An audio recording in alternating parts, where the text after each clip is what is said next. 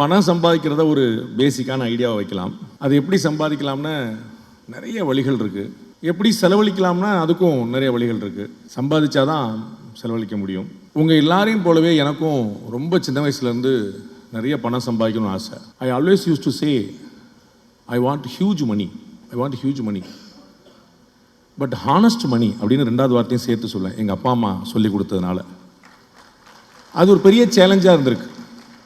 அது you need money, huge money, honest money கிட்டத்தட்ட ஒரு கான்ட்ரடிக்ஷன் மாதிரி வந்து நிற்குது. ஏன்னா இன்றைக்கி நம்ம உலகத்தில் பார்க்குறோம், பணம் சம்பாதிச்சவன் மேலே யாருக்காவது மரியாதையாக இருக்கான்னு பார்க்கணும். பணம் சம்பாதிச்சவனுக்கு சந்தோஷமாக இருக்கும், நம்ம பெரிய வரல. பணம் பாரு நேற்று வரைக்கும் எப்படி இருந்தான் நம்ம பிரதர் சொன்னார்ல, 3 தடவை சொன்னார், நான் வில்லேஜ்லேருந்து வந்திருக்கேன்.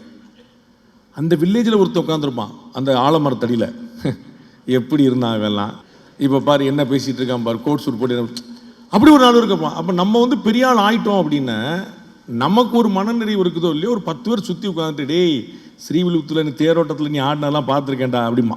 ஆமாம் பார்த்துருக்கேன், நம்மளே எல்லாரும் முன்னாடி சொல்லிடுறது. அப்போ ரொம்ப ஒரு பெரிய சேலஞ்சிங்கான விஷயம் கட்டாயம் பணம் சம்பாதிக்கிறது. பொருளிலாருக்கு இவ்வுலகு இல்லை அப்படின்னு வள்ளுவர் சொல்றாரு. கையில் காசு இல்லைன்னா இந்த உலகத்தில் உனக்கு மரியாதையே இல்லை அப்படின்ற. இந்த உலகம் இந்த மரியாதை இல்லை கூட சொல்ல, இந்த உலகமே உனக்கு கிடையாது, இந்த பக்கம் இவ்வுலகு இல்லைன்றார், உனக்கு இந்த ஏரியா கிடையாதுப்பா ஓடி போயிரு அப்படின்றார்.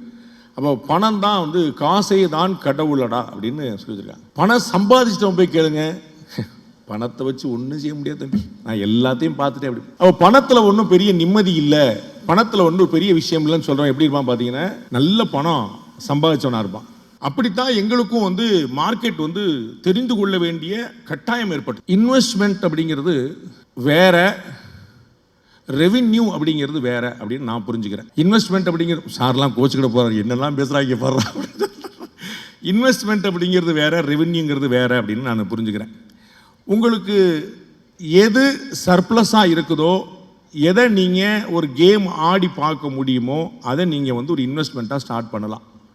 இல்லை என்னுடைய ரெவென்யூ மாடலாகவே இதுதான் இருக்க போது, நான் ஷேர் புரோக்கிங்கோ ஷேரில் நான் மார்க்கெட்டில் இன்வெஸ்ட் பண்ணுறதோ இதுலேருந்து மாற்றி நான் போட்டு வாங்கி கொடுத்து பண்ணுறதோ தான் என்னுடைய லைஃபாகவே இருக்க போதுன்னு, அதுக்கு நீங்கள் நிறைய எக்ஸ்பீரியன்ஸ் எடுத்து நிறைய அனுபவம் வாங்கி அதற்கு பிறகு அது வந்து உங்களுடைய ரெவென்யூ மாடலாக மாற்றினா நல்லாயிருக்குங்கிறது என்னுடைய கருத்து.